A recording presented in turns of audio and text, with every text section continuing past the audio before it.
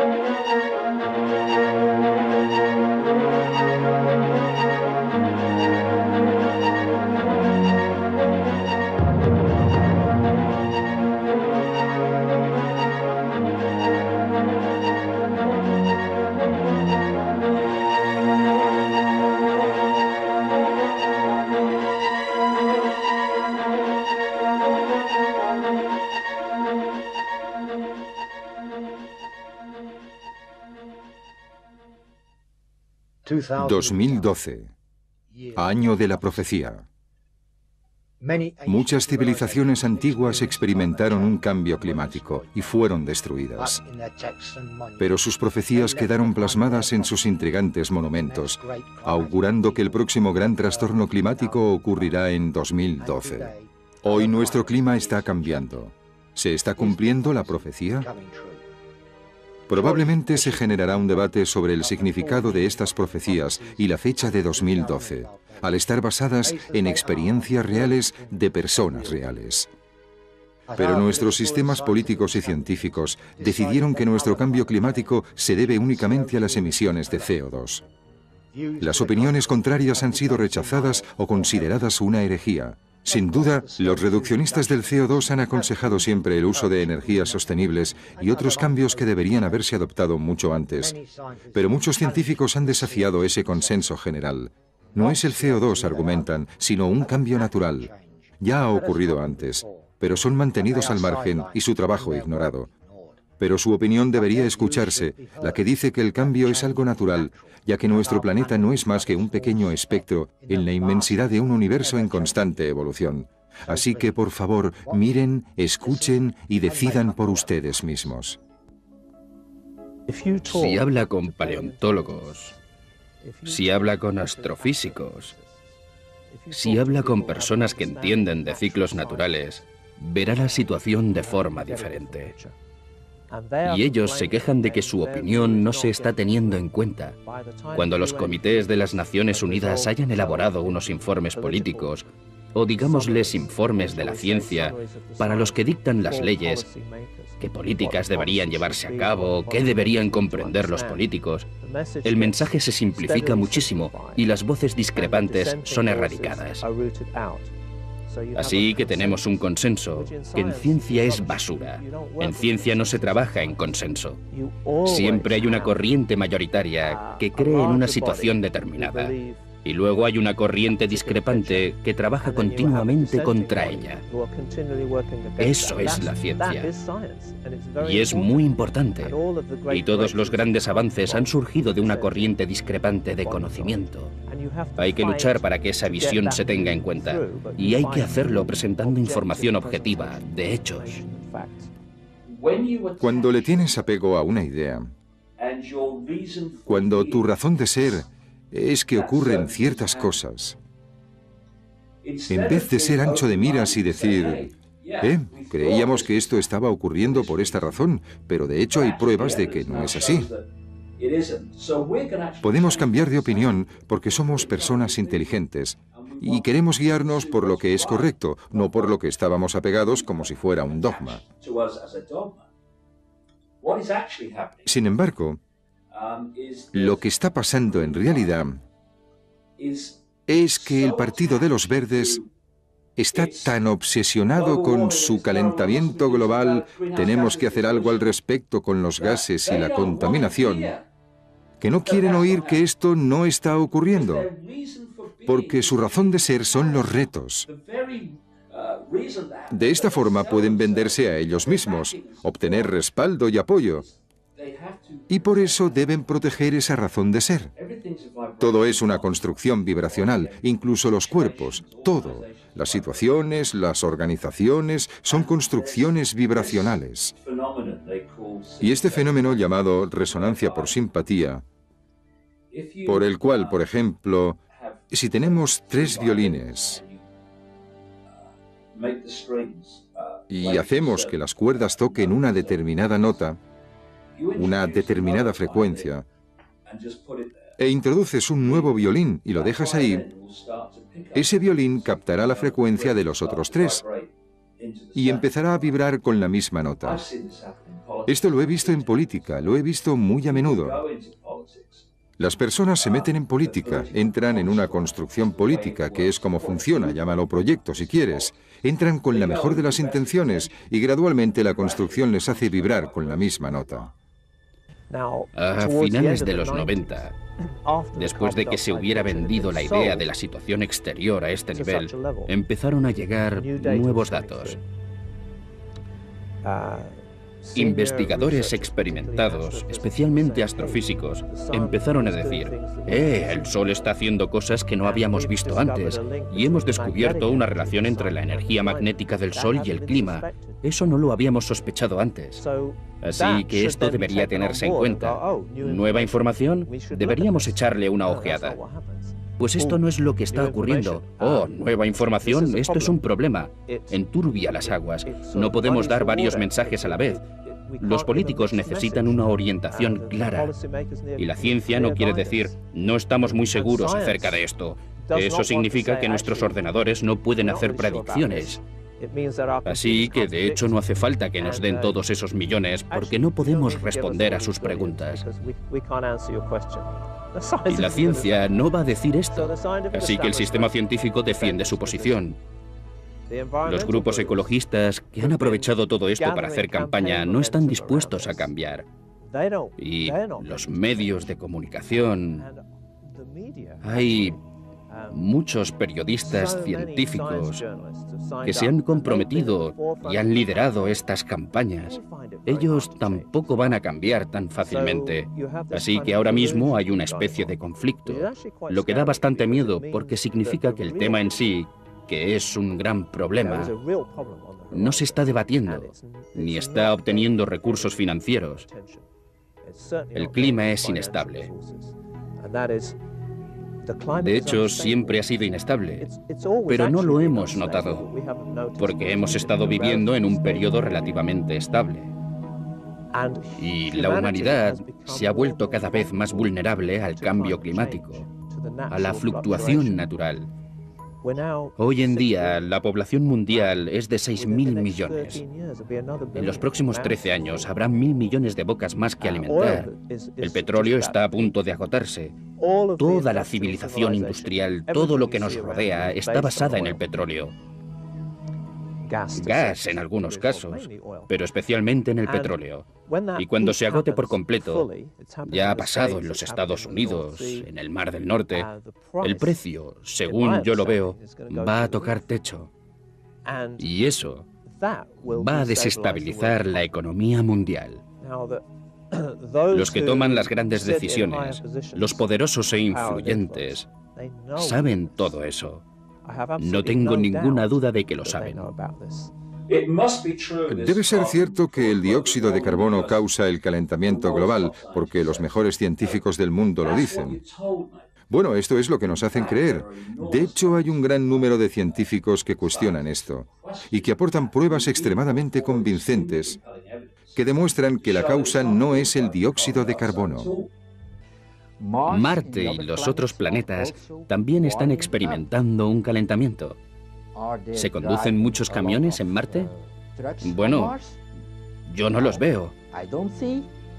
Ahora mismo en Marte hay solo 2 rovers. Vale, de acuerdo, hay un cambio climático y esta teoría, de hecho, ofende a muchos científicos. Hay muchos científicos que están en total desacuerdo con el cambio climático. Dicen, hay otras explicaciones, ya ocurrió en el pasado, está ocurriendo ahora, es normal, es un ciclo normal. ¿Por qué está todo el mundo tan preocupado? En cuanto a los ciclos, se habla de que el Sol está entrando en una nueva zona de la galaxia. una nueva parte de la galaxia en la que no hemos estado desde hace miles de millones de años. Hay muchas lagunas en astrofísica. Ninguno de esos científicos sabe exactamente qué causa los ciclos solares. Si pensamos en el Sol, hasta hace bien poco la ciencia consideraba que el Sol era un punto de luz constante, como un reactor nuclear, virtualmente constante. Se llamaba la constante solar. Si nos centramos en la luz solar, es bastante constante. De hecho, incluso la luz solar tiene un ciclo de 11 años. Varía en 0,1%. Bueno, eso no es constante, ¿verdad? Pero a nivel magnético, nadie se fijó en los ciclos magnéticos del Sol hasta hace poco. No teníamos los instrumentos. Ahora tenemos los instrumentos y vemos que el Sol es, en cierto modo, como una mujer. Tiene periodos, tiene ciclos y algunos de ellos son a muy largo plazo. Antes decíamos que la ciencia no estaba interesada en eso. La ciencia es muy patriarcal. Aunque suene extraño, creo que no puede aceptar los periodos y los ciclos. Y no quiere entrar en predicciones. A la ciencia solo le interesa la realidad externa, objetiva y consensual. Esto es más que suficiente si quieres construir algo en ingeniería. Pero es solo la mitad de la historia, la parte interna, el alma, nuestro sueño. Nada de lo que hemos creado habría sido posible sin soñarlo antes. No tengo ninguna duda de que es el Sol. Y es asombroso, es realmente asombroso pensar que si el Sol incrementa su potencia, puede afectar a la Tierra. ¿Es eso posible? Desde hace tiempo he podido comprobar que el Sol es cada vez más caliente. Debe de haber alguna relación. Lo que pasa aquí es que, en vez de encarar este tema tan fervientemente, en vez de intentar vender un problema prefabricado con fines grotescos, deberíamos decir, espera un momento, ¿cuáles van a ser los efectos del calentamiento global? Porque deberíamos empezar mitigándolos en aquellas zonas del mundo donde va a ser un gran problema. Y tenemos que empezar a ver cómo podemos obtener grandes beneficios de las cosas buenas que conlleve. En todo el mundo. El hecho de centrar toda la atención en el tema del dióxido de carbono nos impide empezar a hacer grandes cosas. Lo que vemos hoy en día en cuanto al calentamiento global y el cambio climático y todo lo relacionado con ello, no creo que sea causado por la mano del hombre, por las emisiones de nuestros vehículos, las fábricas, etc. No digo que estas cosas sean buenas, ni mucho menos. De hecho, son bastante desastrosas, puesto que están agotando rápidamente los recursos naturales. Pero hay otra corriente de opinión sobre lo que está causando el cambio climático en la Tierra, y dice que es el Sol el responsable. Es el Sol. Y el Sol mismo está siendo afectado también por fuerzas cósmicas. Vivimos en un universo cambiante y sería iluso por nuestra parte pensar lo contrario. Si miramos los gráficos de lo que llamamos ángulo de inclinación de las manchas solares, cuando increíbles explosiones de energía han sido emitidas por el Sol, algunas del tamaño de la Tierra, algunas incluso del tamaño de Júpiter, y esta es una expresión física de un incremento en la actividad solar y en la radiación solar que se transmite por el sistema solar a través de lo que llamamos el viento solar. Cuando nos fijamos en los gráficos en momentos de mayor actividad solar como estos, y los gráficos de las temperaturas terrestres, y luego cuando la actividad de las manchas solares desciende y la cantidad de radiación solar emitida desciende, también lo hacen las temperaturas. Y creo que eso nos dice algo. Si hay una erupción solar 2,5 veces mayor que la que hubo en 1999, que destruyó la red eléctrica de Canadá, la red eléctrica de todo el mundo dejará de funcionar por completo como mínimo durante varios años. Las erupciones solares asociadas a las manchas solares son erupciones repentinas de las partículas y la energía electromagnética almacenadas en la corona solar. La actividad solar varía según un ciclo de 11 años, y en su punto álgido, teóricamente, hay más manchas solares y por ello más erupciones solares. Las manchas solares son áreas más oscuras y frías que las demás áreas del Sol, y cuando empiezan a aparecer más manchas, algunos investigadores teorizan sobre la posibilidad de que una erupción solar enorme llegue a la Tierra, lo que tendría consecuencias desastrosas. Pensemos en ello. Si no tenemos electricidad, todo se detendrá. La sociedad entera se colapsará. En solo 2 semanas no tendremos comida, no tendremos bebida, no tendremos dinero, nada volverá a funcionar. Las personas se empezarán a matar entre ellas al cabo de 2 o 3 semanas. Las sociedades que no tienen electricidad podrán sobrevivir, pero nosotros no podremos sobrevivir. Esto es lo que puede ocurrir, con una alta probabilidad. Y esta es también la razón por la que han enviado tantas sondas hacia el Sol, para ver qué pasará en 2012, porque esperan problemas muy graves. Lo saben, pero hasta ahora no han querido hablar de ello. Sin embargo, nuestro planeta Tierra tiene también muchas variantes, muchos factores que podrían causar o empeorar el cambio climático y podrían alterar el comportamiento humano.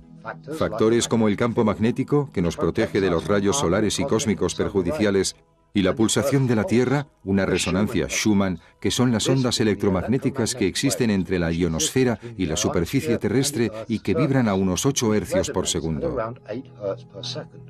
Algunos investigadores relacionan estas ondas electromagnéticas naturales con las ondas cerebrales humanas y creen que un cambio en esa resonancia podría afectar el comportamiento humano. Me he pasado gran parte de mi vida estudiando e investigando textos sobre tradiciones, culturas y sabidurías antiguas de aquellos que vivieron antes que nosotros. Y de hecho sus textos, algunos se remontan a 18.000 años atrás. Esto es antes de la última era glacial. Todos apuntan a este momento de la historia y dicen que estamos viviendo un momento inédito. En las palabras que ellos nos dejaron describen esta era como una era repleta de cambios. Todos hemos oído hablar sobre las profecías que convergen en este momento de la historia. Estas profecías no significan mucho para nosotros los occidentales porque tendemos a pasarlas por alto. Pero como científico, como antiguo geocientífico, puedo decir que estamos viendo parámetros mensurables que están cambiando y parece ser que están convergiendo. Por ejemplo, los campos magnéticos de la Tierra están declinando rápidamente. Llegaron a su punto máximo hace 200 años y han declinado de forma sistemática y constante hasta llegar hoy en día al nivel magnético global más bajo en los últimos 200 años. Según nuestros archivos geológicos, esto ha ocurrido al menos 14 veces en los últimos 4,5 millones de años. En general, en el pasado ha habido un precursor en lo que los científicos llaman una inversión o una vuelta atrás en los campos magnéticos de la Tierra. No la Tierra físicamente, sino el sentido energético del campo. Y el día que esto ocurra será un día muy extraño. Obviamente hay gente que ya ha vivido esto antes y ha dejado huella en sus tradiciones. La tradición bíblica habla de esto, la tradición egipcia. Lo que sabemos es que los campos magnéticos y nuestros cuerpos están muy relacionados. Un cambio en los campos magnéticos de la Tierra afecta a nuestro sueño. Hay personas que hablan de sueños muy intensos y vívidos. A las pautas del sueño, el tiempo y el espacio, hay personas que sienten que el tiempo se acelera. Así que, además del descenso de la intensidad magnética, hay un segundo parámetro que los antiguos llaman el latido de la Tierra. Los científicos lo midieron por primera vez en 1899. Se trata de una pulsación fundamental de unos 7,8 ciclos o hercios por segundo. Es una pulsación constante.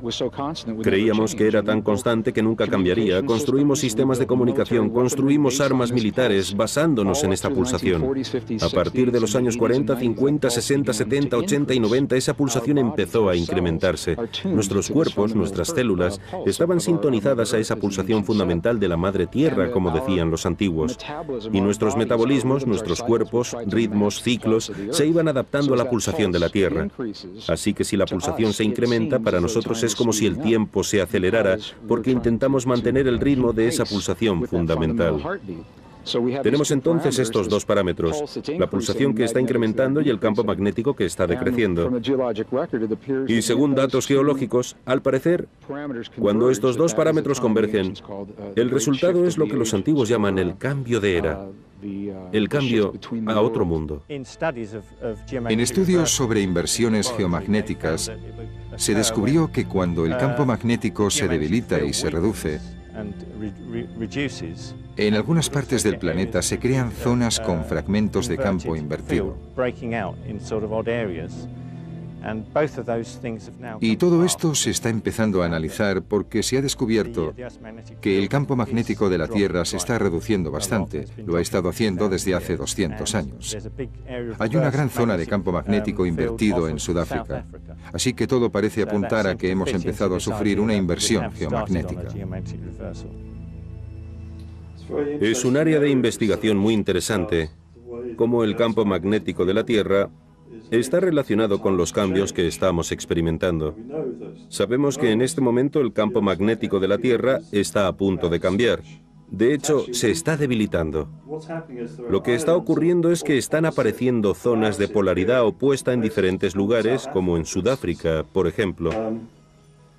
Así que, a medida que el campo de fuerza se debilita, la Tierra está más expuesta a las fuerzas e influencias externas que cuando el escudo del campo de fuerza es más fuerte y nos protege de influencias externas. Es como un paraguas. Si lo abres, la lluvia no te alcanza. Si lo cierras y está lloviendo, esa lluvia te va a mojar. Todo esto parece tener algo que ver con los cambios que estamos viendo hoy en día. Si va a tardar 100 años en producirse un cambio completo o va a desencadenarse un conjunto de acontecimientos súbitos, nadie lo sabe. Hay quien hace predicciones, propone teorías, especula, pero nadie lo sabe con certeza. Lo que sí sabemos es que se encuentra en un proceso de cambio y que ya lo ha hecho varias veces con anterioridad. Hay muchas teorías sobre qué origina una inversión geomagnética o inversión del campo magnético y qué efectos tendría sobre el planeta y sobre nosotros. Pero lo que más preocupa a algunos investigadores es una inversión del polo geográfico. Se trata del desplazamiento del eje de rotación de la Tierra o disminución de su manto. Mientras continúa el debate sobre qué acontecimientos nos depara el futuro próximo, Patrick Garol cree saber cuándo y cómo dichos acontecimientos van a ocurrir. Nadie sabe qué teoría tenían los mayas. Ningún científico conoce hoy en día la teoría del ciclo de las manchas solares. Invertí muchos años en desarrollar esta teoría. ¿Por qué es correcta esta teoría? Yo fui la única persona del mundo. Hace unos 30 años, fui el único que postuló billones de cuásares en los infrarrojos que tienen la velocidad de la luz, alejándose de nosotros. Hace 17 años salí en la televisión belga explicando que el universo se está acelerando, que la expansión se está acelerando, porque tenía una nueva teoría sobre el universo. No es tan difícil. Es una teoría fácil. Todo el mundo puede entenderla. Tenía una hora para explicarla a todo el mundo. Y con este conocimiento, puesto que poseo tantos conocimientos sobre astronomía, fui capaz de descodificar el códice Dresden de los mayas y encontrar esta teoría, una teoría desconocida. Y como nadie la conocía, nadie podía hacer cálculos. Esta inversión de la rotación de la Tierra puede encontrarse en el libro de los muertos de los egipcios. Un francés, Albert Schlossmann, lo tradujo hace 25 años, casi 30 años de hecho. Ya ha escrito unos 10 libros sobre este tema. Y nadie le creyó.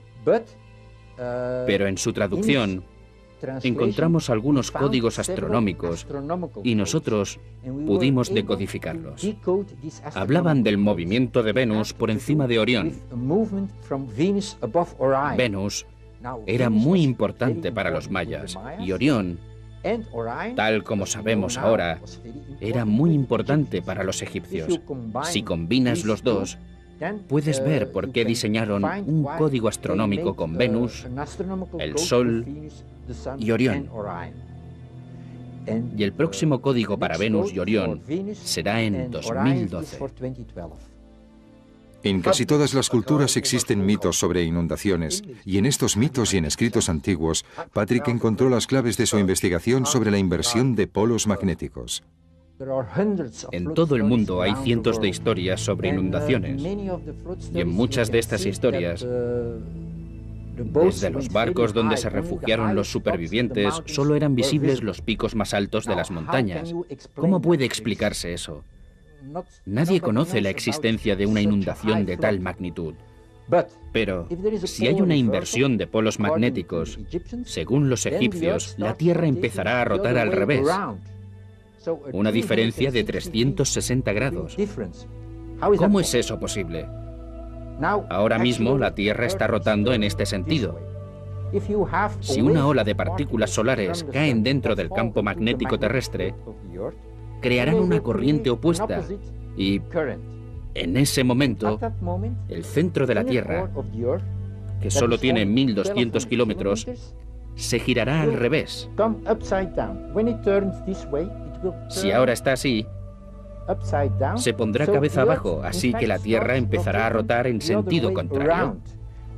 Si consideramos que en el Ecuador la velocidad es de 1600 kilómetros por hora, y eso se parará en un día y empezará a rotar en sentido contrario, hay una diferencia de velocidad de 3000 kilómetros por hora. Si conducimos un coche a gran velocidad y frenamos, salimos despedidos hacia adelante. Lo mismo pasará con los océanos. La corteza exterior de la Tierra detendrá su rotación y empezará a hacerlo en sentido contrario. Pero los océanos no podrán detenerse y seguirán avanzando. Esto generará una ola inmensa de 2 kilómetros de altura. Y esa es la explicación de por qué la historia de Noé es verdadera. Y solo hay dos posibilidades de supervivencia: las montañas más elevadas o un barco de características inimaginables.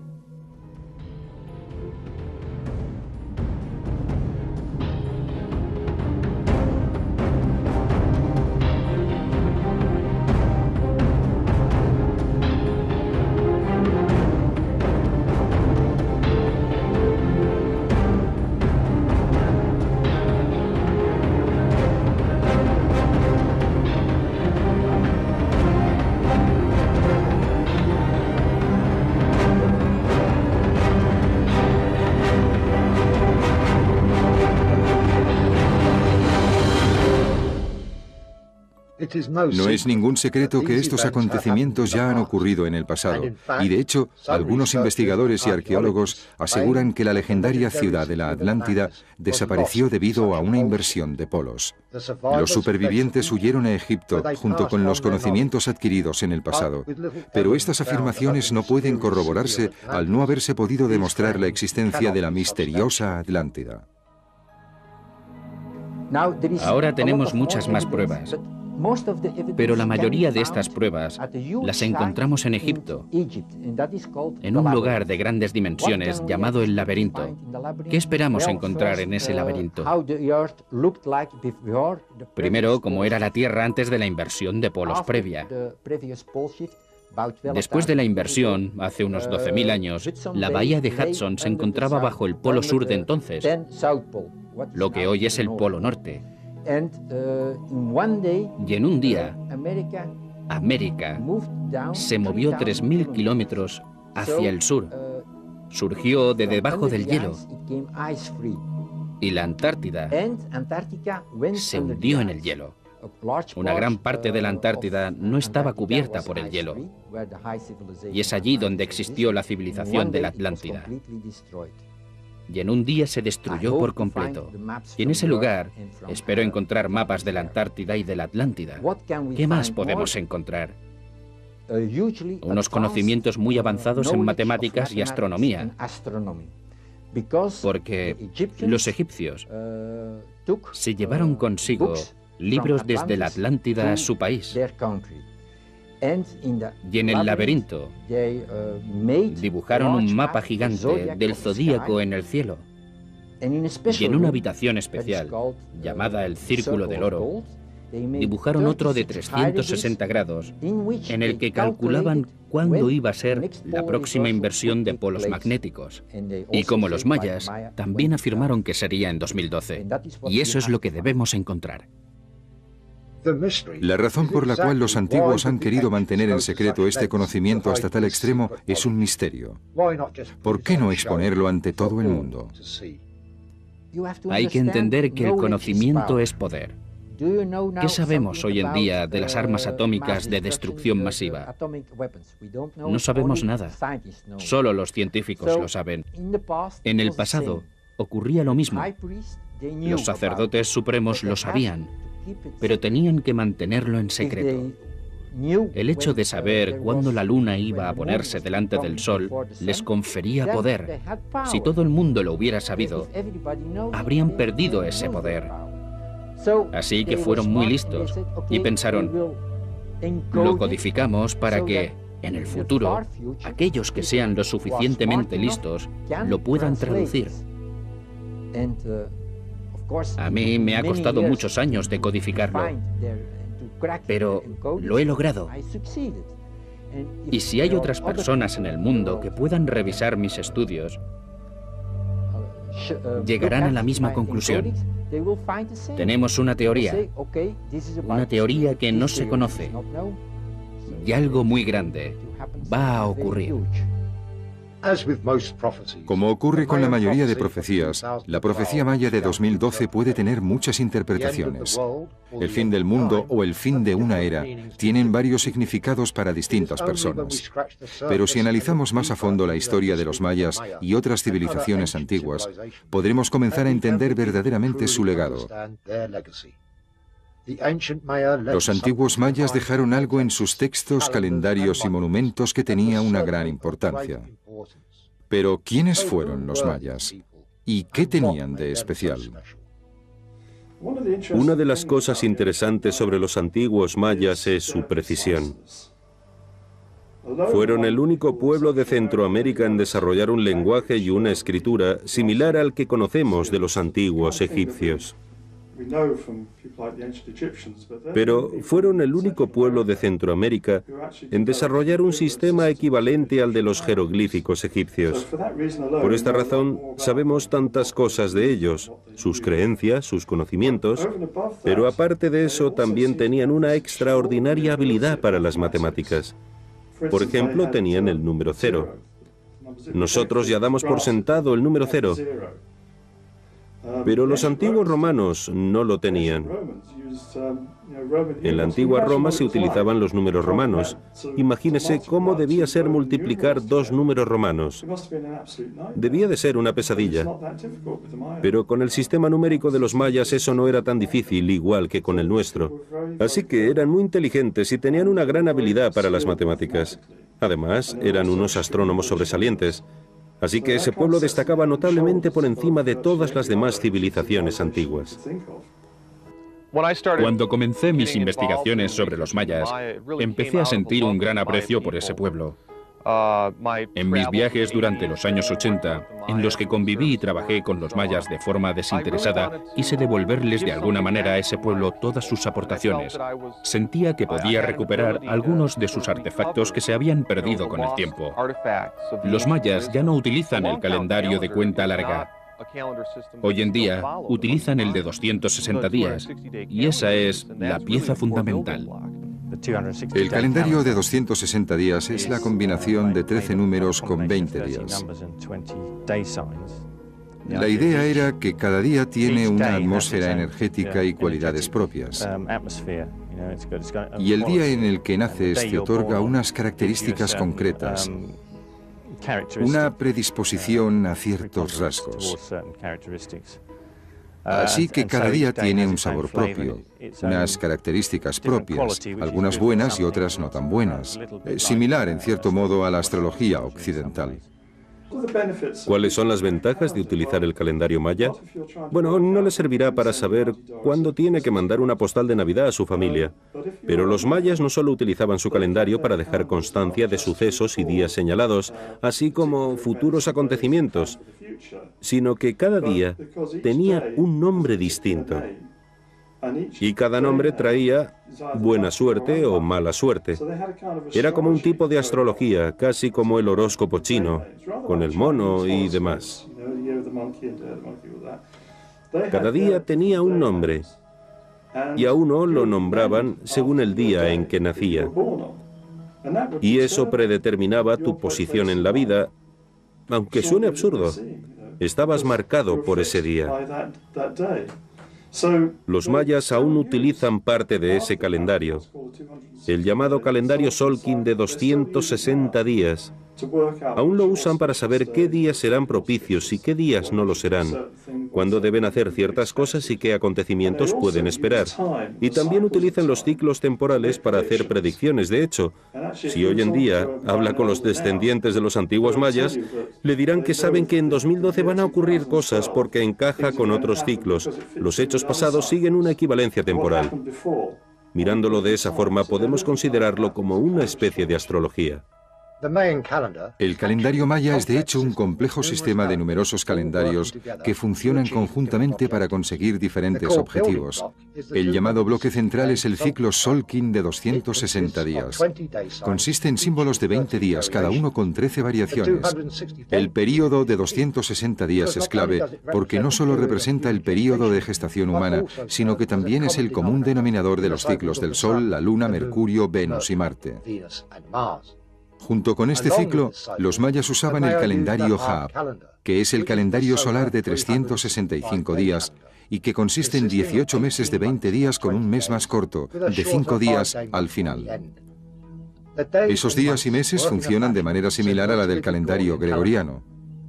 Cuando las combinaciones de ambos calendarios coincidían en una fecha, ese período se llamaba ronda del calendario y ocurría exactamente cada 52 años, el período más breve de tiempo en el que los dos calendarios se podían sincronizar. Los mayas calcularon períodos de tiempo más largos utilizando un sistema para contar de 5 decimales. En este sistema, el Baktun era el período de tiempo más largo, hasta llegar al más corto, que era de un solo día. La fecha final de 2012 se calcula a partir de este sistema. Y el gran ciclo de 13 Baktunes tiene este aspecto, obteniendo un período de tiempo desde el 11 de agosto de 3114 a.C. hasta el 21 de diciembre de 2012. El ciclo de 13 Baktunes ha sido escrutado al detalle y correlacionado con los calendarios Solkin, Haab y con nuestro calendario gregoriano, hasta llegar a la fecha final de 2012. Es importante tener en cuenta que el funcionamiento completo de los calendarios es mucho más complejo y que los investigadores han tardado décadas en descifrar apenas una parte de la información encontrada en monumentos y textos antiguos. El calendario maya puede facilitar la conexión entre nosotros y la naturaleza porque cuando estudiamos el calendario maya y lo seguimos, entramos en una relación más estrecha con los ciclos de la naturaleza. Toda mi filosofía se basa en la observación de los ciclos de la naturaleza. Toda mi filosofía se basa en la observación de los ciclos de la naturaleza. Todo, desde el crecimiento de las plantas hasta el nacimiento y el ciclo de vida del ser humano, hasta ciclos mayores que encontramos en el universo, los planetas y el gran ciclo de la procesión, ese gran ciclo procesional de 26.000 años. El calendario Solkin de 260 días es la clave de los distintos campos de la experiencia humana. Cuando llevamos el mismo ritmo, cuando estamos en armonía con este calendario, inmediatamente experimentamos una unión más íntima con la naturaleza y con los otros seres humanos. Este tema de la profecía de 2012, mucha gente se pregunta de dónde ha salido. Bueno, en realidad es bastante sencillo. En los siglos XVIII y XIX se empezaron a decodificar los jeroglíficos mayas. Los primeros a decodificarse fueron números porque eran el punto de partida más fácil. Y descubrieron que los mayas escribían sus números a partir de una especie de sistema de calendario respecto al comienzo de su era. Había algunas fechas equivalentes después de la llegada de los españoles, anotadas en nuestro calendario y en el suyo. En particular, la fundación de una ciudad llamada Mérida, en el Yucatán. Al poner los dos calendarios juntos, pudieron decir que el comienzo de su era fue el 3114 a.C. y que el final iba a ser en el año 2012, el 21 o 22 de diciembre. Así es como sabemos que el fin del presente ciclo va a ser en el año 2012. Como ya sabemos, la Tierra gira sobre su eje a unos 23,5 grados en órbita alrededor del Sol. Esto provoca nuestras estaciones, porque en distintas partes del año, distintas partes del planeta están más cerca del Sol. Sin embargo, existe un fenómeno llamado la precesión del equinoccio, cuando la Tierra se tambalea sobre su eje como una peonza. Cada tambaleo tarda 26.000 años en completarse. Y la próxima consecución tendrá lugar en el solsticio de invierno del 21 de diciembre de 2012, creando la alineación del Sol del solsticio de diciembre al pasar por encima de la eclíptica, que es el recorrido del Sol que se observa desde la Tierra al alinearse con el halo de materia oscura de la Vía Láctea. Esto es lo que los mayas llamaron la encrucijada o el árbol sagrado. El árbol sagrado, o el árbol del mundo, la encrucijada, tiene una ubicación astronómica.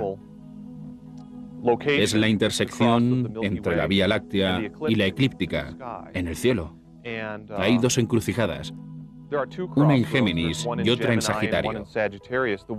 La de Sagitario creo que es la más interesante, porque apunta al centro de la galaxia de la Vía Láctea. En un nivel espiritual, la encrucijada significa la cruz en nuestro corazón. Nuestro corazón es el lugar donde las luchas y la oscuridad del mundo se encuentran con los ejes verticales. Es como si el tiempo se encontrara con la eternidad. Es donde la luz se encuentra con la oscuridad. Es ese lugar mágico donde los contrarios se fusionan. Hay un mito en el que los señores de la oscuridad se encuentran con los emisarios de la luz y se desencadena una lucha que acaba generando el néctar del conocimiento. Es el lugar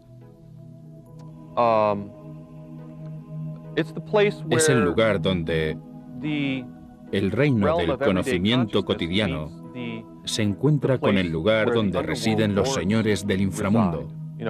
Porque su encrucijada es el lugar del cielo donde se encuentra el camino hacia el inframundo.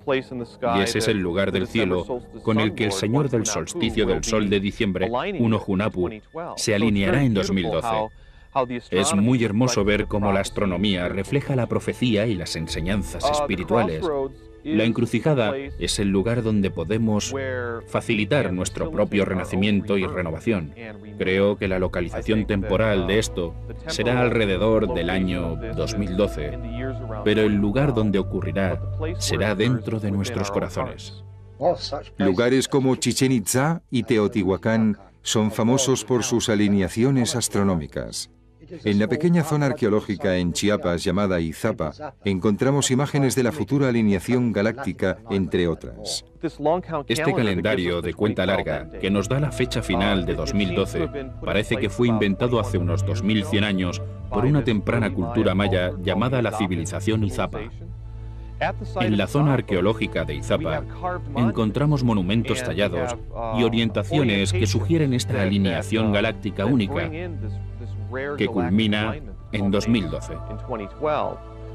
La alineación del Sol del solsticio de diciembre con el halo de materia oscura de la Vía Láctea. Justo en la encrucijada, donde la Vía Láctea cruza la eclíptica, esta alineación única ocurre solo una vez cada 26.000 años, y lo que yo descubrí examinando los monumentos tallados de Izapa es que en ese lugar se encuentra codificada la sabiduría perpetua asociada con esta alineación astronómica. No es solo astronomía. Hay una profecía y hay unas enseñanzas espirituales. Creo que Izapa es como la zona cero de la profecía de 2012. Mi trabajo ha consistido en dar voz a estos centinelas mudos que se han conservado aquí. Mi intención, mi esperanza, es ser un conducto hacia la claridad. una claridad que nos haga de nuevo conscientes de las primeras enseñanzas de 2012. Es muy importante ir directos a la fuente de la revelación, cuando ocurrió, porque parece ser que cuando ocurre una aparición y se deja constancia de su belleza, en los comienzos de la civilización maya, hay una tendencia con el paso del tiempo a que se diluya, o adaptada, se codifica en jerarquías y sistemas religiosos, sacerdocios, etc. Creo que es muy importante volver a conectar con la revelación original y sus fuentes. El mensaje espiritual que se ha conservado en los monumentos tallados de Izapa es básicamente el mismo mensaje que encontramos en el mito de la creación de los héroes gemelos. Así que básicamente los monumentos tallados retratan las mismas enseñanzas que encontramos en el Popol Vuh. En esa historia, en pocas palabras, se explica la relación entre 7 Guacamayo, el falso soberano, y 1 Hunahpu, que es la conciencia renacida, transformada en la relación entre la fuente cósmica verdadera y su centro. Esta dinámica entre 7 Guacamayo y 1 Hunahpu, y cómo los héroes gemelos provocan la desaparición de 7 Guacamayo y el renacimiento de su padre, 1 Hunahpu, es básicamente la enseñanza universal perpetua entre la relación entre el ego limitado y la conciencia, y la verdadera e ilimitada conciencia divina.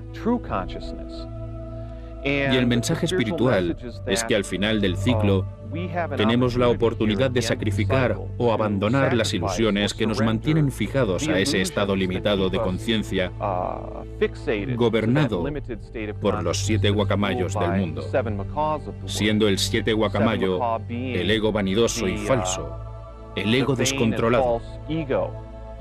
El ego siempre ha sido una ficción de conveniencia, pero de alguna forma, en los grandes ciclos de la historia, la humanidad ha perdido su conexión con la verdadera conciencia eterna, que es nuestro derecho de nacimiento, y se halla en el centro de nuestros corazones.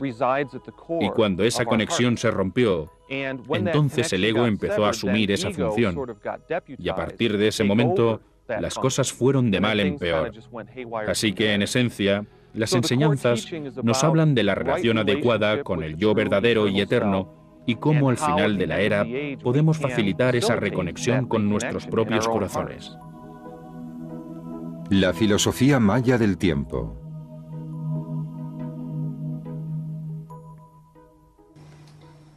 Hablemos del tiempo. ¿Qué relación tiene con la raza humana? Hemos estado persiguiendo el tiempo durante miles de años. Si nos fijamos en Stonehenge, vemos que una de sus características es la de ser un reloj gigante.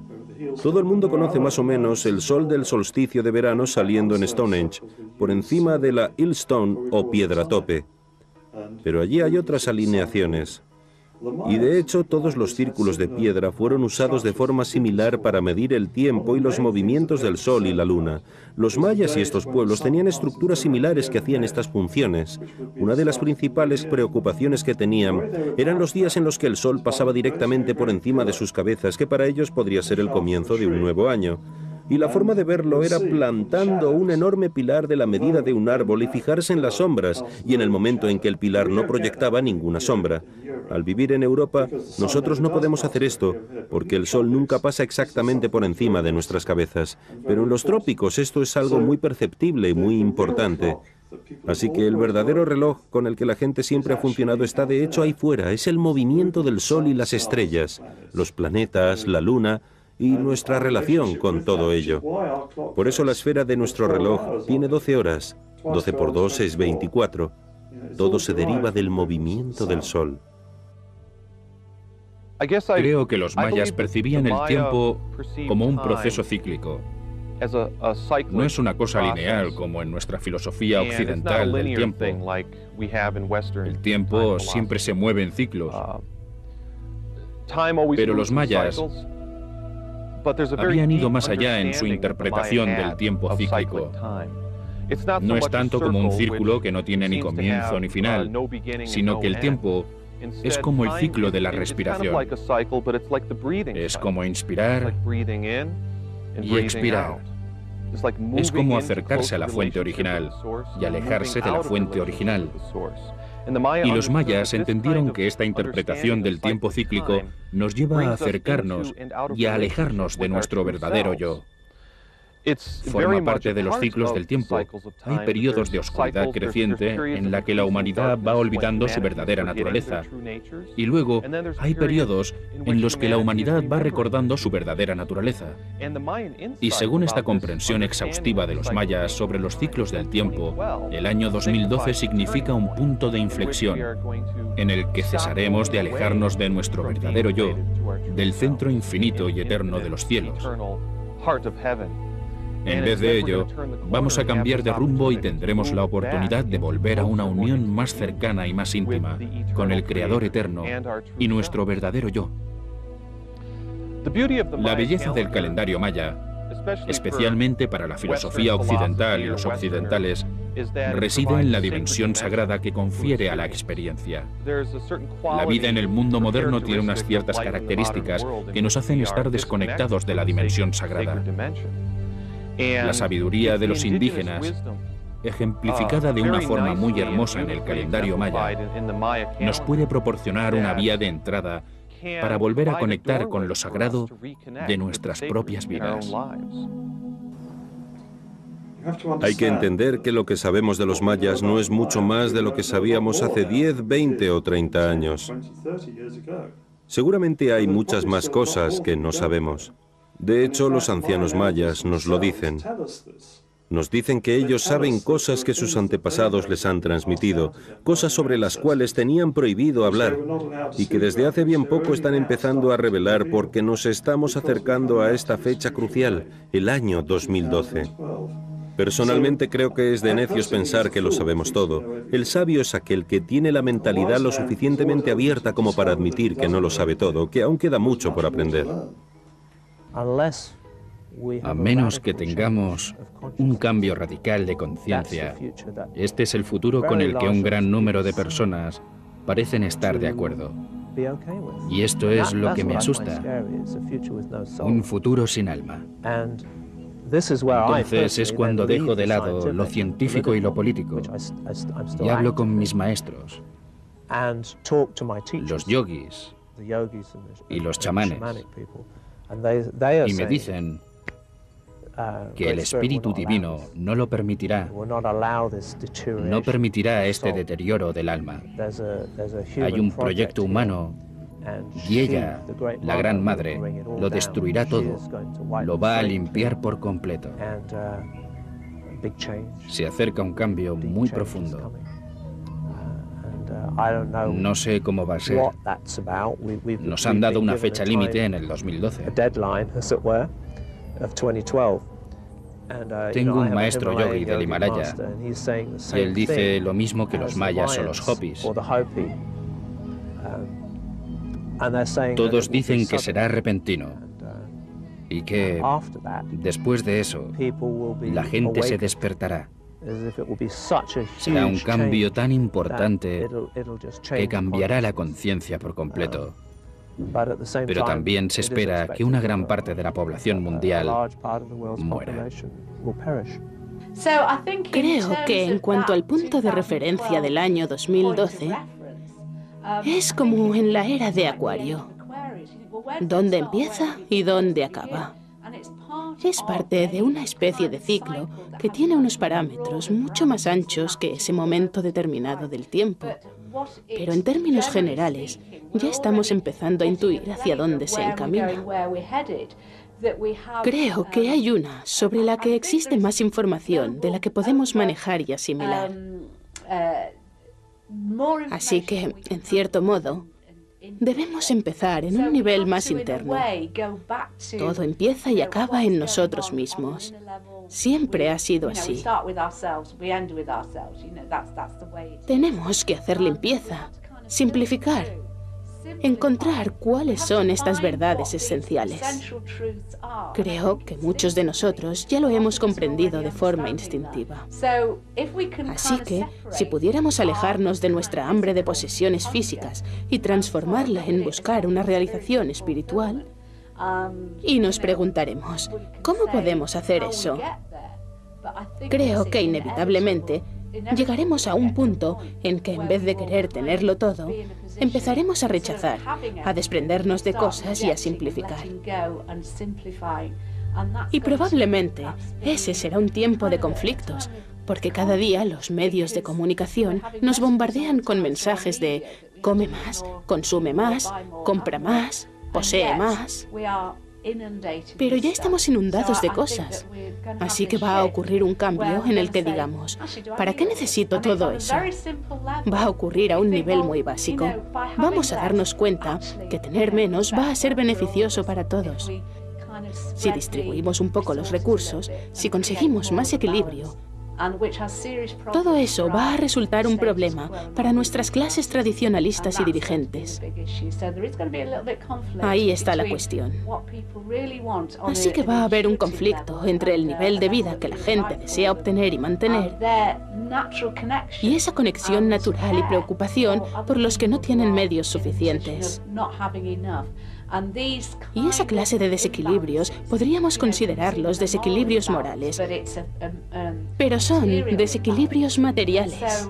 Yo veo el 2012 como un punto culminante de esa experiencia. ¿Qué podemos hacer entonces? Podemos hacer mucho, pero a la larga tiene que haber la voluntad de hacer cosas.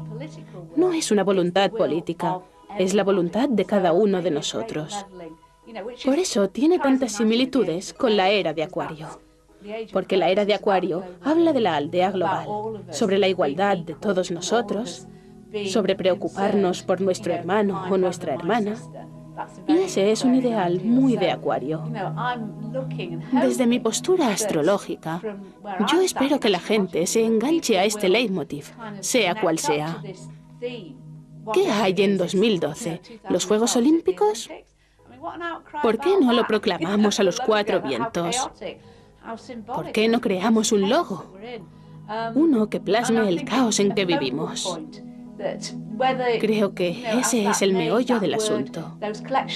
Ahora la gente sabe que esa palabra, que esa cifra que está dando la vuelta al mundo, sea como sea que salió a la luz, tiene algún significado y querrá saber de qué se trata exactamente y seguir el tema de cerca. Si será un desastre o el nirvana dependerá de dónde te encuentres. Será el nirvana si eres un pobre hombre que intenta sobrevivir en la zona más pobre de África, o será un desastre si formas parte de las clases dirigentes que controlan el mundo. Se está produciendo un cambio vibracional que va a crear una transformación espiritual en este planeta.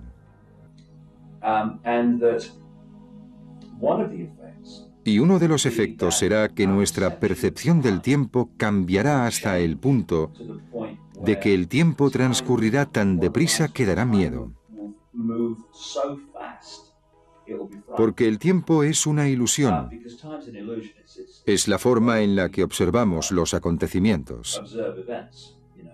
Puedes estar en el dentista y el tiempo pasarte muy lentamente. Puedes vaciar un fregadero lleno de agua usando una cucharilla y el tiempo pasarte aún más lentamente. Puedes estar en compañía de alguien que te gusta y el tiempo pasarte muy deprisa. Depende de nuestra relación con los acontecimientos. Y este cambio vibracional del que hablaba va a cambiar de algún modo nuestra relación con los acontecimientos. Vamos a observar que las cosas pasan cada vez más deprisa. Y este cambio vibracional va a despertar a la gente. Van a verse a sí mismos y al mundo de formas distintas a las de antes. Si nos fijamos en la naturaleza y en los documentales que hablan sobre lo que ocurre en la naturaleza, veremos que esta es muy despiadada. Los animales se matan entre ellos por comida. La naturaleza es violenta. Los seres humanos también somos muy violentos. Yo pretendo cambiar nuestros hábitos. Deseo una nueva civilización basada en principios universales. Que no destruyamos más la Tierra. Que no matemos a otras personas. Por supuesto, mucha gente pensará que estoy hablando de New Age. Esto no es New Age. Yo hablo de renovarse a partir de principios nuevos. Podemos empezar de nuevo desde cero. ¿Cuánto tiempo durará? No lo sé, pero espero que miles de años. Porque, según los textos de los antiguos egipcios, llevamos casi 40.000 años de civilización avanzada. Y ese es un periodo de tiempo muy largo. No le presto mucha atención a las diferencias existentes entre teorías científicas. Creo que todas son muy interesantes.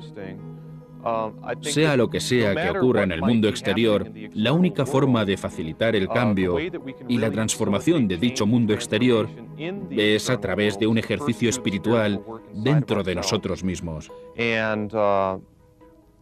La transformación en el mundo material va siempre precedida de una transformación en el corazón espiritual. Personalmente, no he elegido prestar atención a este tema. Creo que debemos centrarnos en las cuestiones primordiales como ¿somos seres inmortales?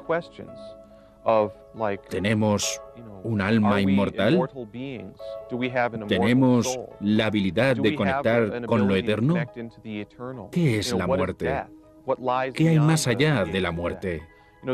Creo que este tipo de reflexiones y meditaciones son los que representa el reto de 2012. Y todo ello nos invita a una relación más estrecha con nuestro verdadero yo. Una de las cosas que me animan a seguir investigando es la fe. En otras palabras, hay cosas que los antiguos sabían y que hemos olvidado. Y son las cosas que ellos querían que supiéramos, las que se encuentran codificadas en sus monumentos y en sus escrituras, como una forma de transmitir su tecnología a las generaciones venideras. Por esa razón estoy interesado en temas como las pirámides, porque si quieres construirte una pirámide es un trabajo muy arduo, realmente arduo. Y si lo haces es por alguna razón.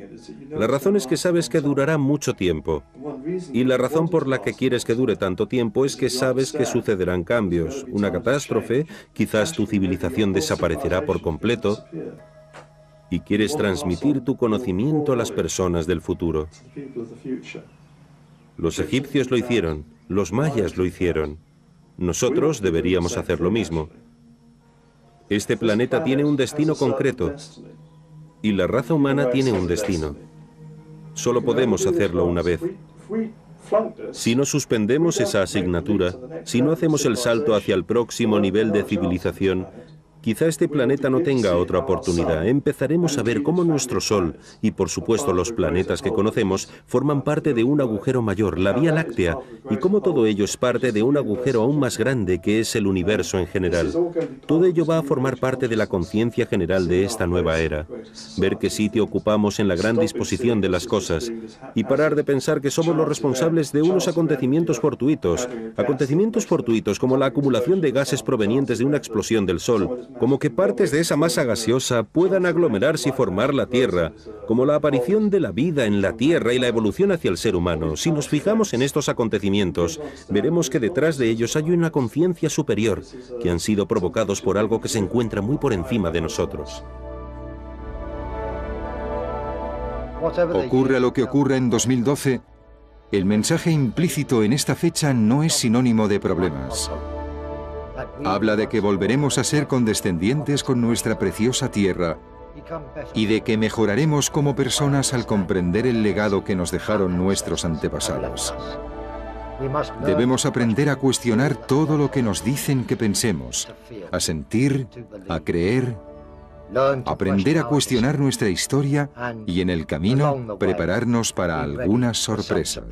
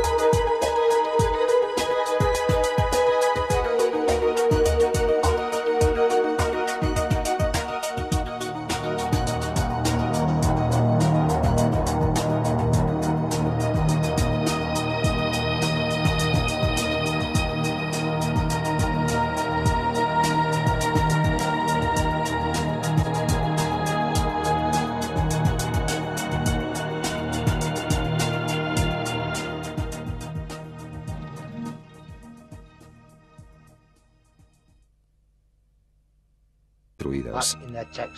Pero sus profecías quedaron plasmadas en sus intrigantes monumentos, augurando que el próximo gran trastorno climático ocurrirá en 2012. Hoy nuestro clima está cambiando.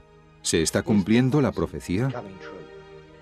Probablemente se generará un debate sobre el significado de estas profecías y la fecha de 2012, al estar basadas en experiencias reales de personas reales. Pero nuestros sistemas políticos y científicos decidieron que nuestro cambio climático se debe únicamente a las emisiones de CO2. Las opiniones contrarias han sido rechazadas o consideradas una herejía. Sin duda, los reduccionistas del CO2 han aconsejado siempre el uso de energías sostenibles y otros cambios que deberían haberse adoptado mucho antes. Pero muchos científicos han desafiado ese consenso general. No es el CO2, argumentan, sino un cambio natural. Ya ha ocurrido antes, pero son mantenidos al margen y su trabajo ignorado. Pero su opinión debería escucharse, la que dice que el cambio es algo natural, ya que nuestro planeta no es más que un pequeño espectro en la inmensidad de un universo en constante evolución. Así que, por favor, miren, escuchen y decidan por ustedes mismos. Si habla con paleontólogos, si habla con astrofísicos, si habla con personas que entienden de ciclos naturales, verá la situación de forma diferente. Y ellos se quejan de que su opinión no se está teniendo en cuenta.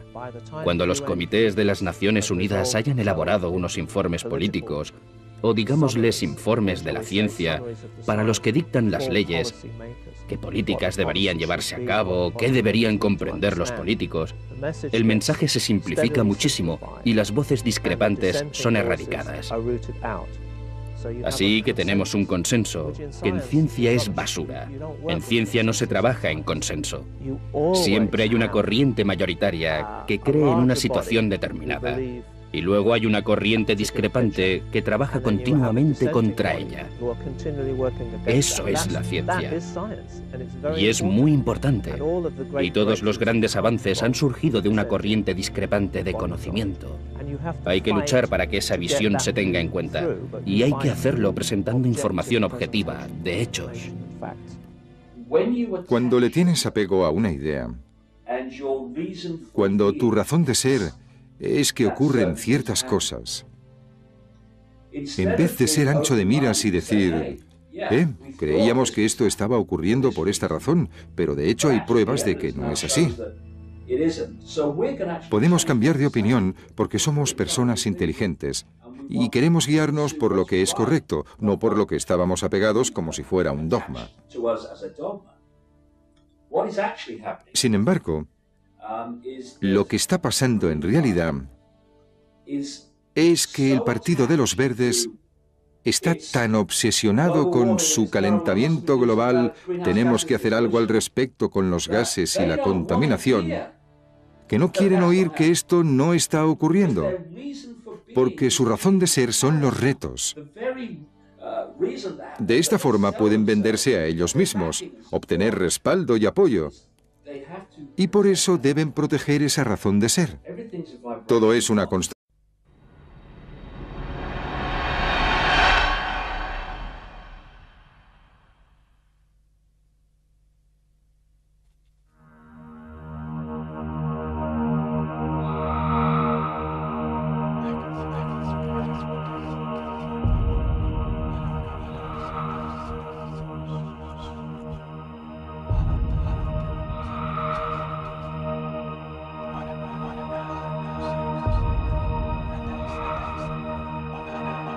...2012...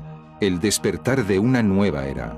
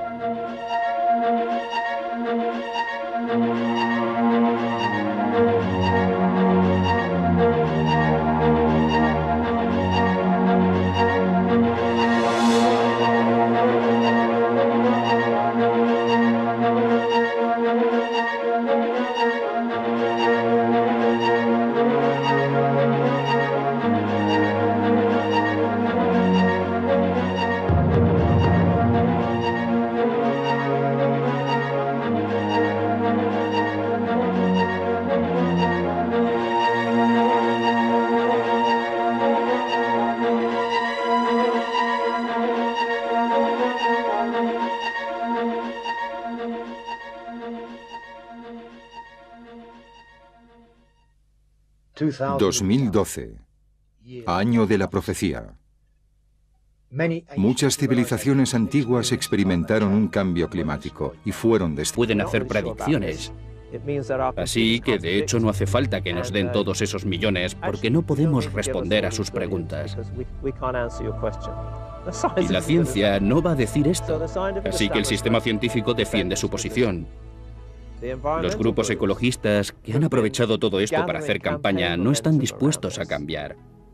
Y los medios de comunicación... Hay muchos periodistas científicos que se han comprometido y han liderado estas campañas. Ellos tampoco van a cambiar tan fácilmente. Así que ahora mismo hay una especie de conflicto, lo que da bastante miedo porque significa que el tema en sí, que es un gran problema, no se está debatiendo, ni está obteniendo recursos financieros. El clima es inestable. De hecho, siempre ha sido inestable, pero no lo hemos notado, porque hemos estado viviendo en un periodo relativamente estable. Y la humanidad se ha vuelto cada vez más vulnerable al cambio climático, a la fluctuación natural. Hoy en día, la población mundial es de 6.000 millones. En los próximos 13 años habrá 1.000 millones de bocas más que alimentar. El petróleo está a punto de agotarse. Toda la civilización industrial, todo lo que nos rodea, está basada en el petróleo. Gas en algunos casos, pero especialmente en el petróleo. Y cuando se agote por completo, ya ha pasado en los Estados Unidos, en el Mar del Norte, el precio, según yo lo veo, va a tocar techo. Y es destrucción vibracional, incluso los cuerpos, todo. Las situaciones, las organizaciones, son construcciones vibracionales. Y este fenómeno llamado resonancia por simpatía, por el cual, por ejemplo, si tenemos 3 violines y hacemos que las cuerdas toquen una determinada nota, una determinada frecuencia, e introduces un nuevo violín y lo dejas ahí, ese violín captará la frecuencia de los otros 3 y empezará a vibrar con la misma nota. Esto lo he visto en política, lo he visto muy a menudo. Las personas se meten en política, entran en una construcción política, que es como funciona, llámalo proyecto si quieres. Entran con la mejor de las intenciones y gradualmente la construcción les hace vibrar con la misma nota. A finales de los 90, después de que se hubiera vendido la idea de la situación exterior a este nivel, empezaron a llegar nuevos datos. Investigadores experimentados, especialmente astrofísicos, empezaron a decir, el Sol está haciendo cosas que no habíamos visto antes y hemos descubierto una relación entre la energía magnética del Sol y el clima. Eso no lo habíamos sospechado antes. Así que esto debería tenerse en cuenta. ¿Nueva información? Deberíamos echarle una ojeada. Pues esto no es lo que está ocurriendo. Nueva información, esto es un problema. Enturbia las aguas. No podemos dar varios mensajes a la vez. Los políticos necesitan una orientación clara. Y la ciencia no quiere decir, no estamos muy seguros acerca de esto. Eso significa que nuestros ordenadores no